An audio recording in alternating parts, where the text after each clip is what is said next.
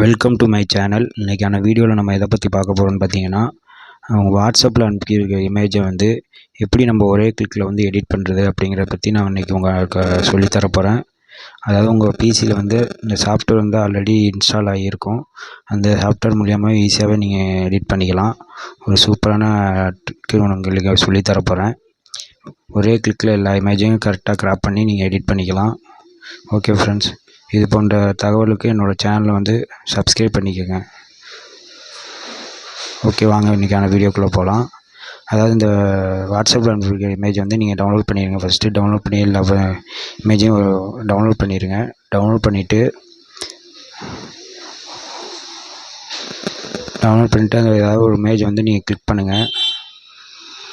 அப்போ எல்லா இமேஜையும் டவுன்லோட் பண்ணுற பாருங்க. டவுன்லோட் பண்ணிவிட்டு உங்களுக்கு எப்படி எடிட் பண்ணுறது அப்படிங்கிறத சொல்லித்தரேன்.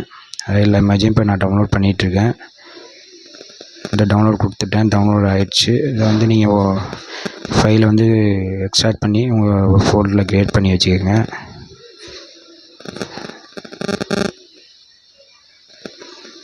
ஓகே, எல்லா ஃபைலையும் நம்ம இது ஒரு ஃபோல்டர், தனி ஃபோல்டரில் க்ரியேட் பண்ணிட்டேன் பாருங்க. அதில் ஏதாவது ஒரு இமேஜ் வந்து கிளிக் பண்ணுங்கள். கிளிக் பண்ணி மேலே எடிட்டுன்னு ஒரு ஆப்ஷன் இருக்கும். அந்த எடிட் ஆப்ஷன் வந்து கிளிக் பண்ணி எல்லா இமேஜையும் செலக்ட் பண்ணிட்டு மேலே அந்த எடிட் ஆப்ஷன் வந்து கிளிக் பண்ணுங்கள்.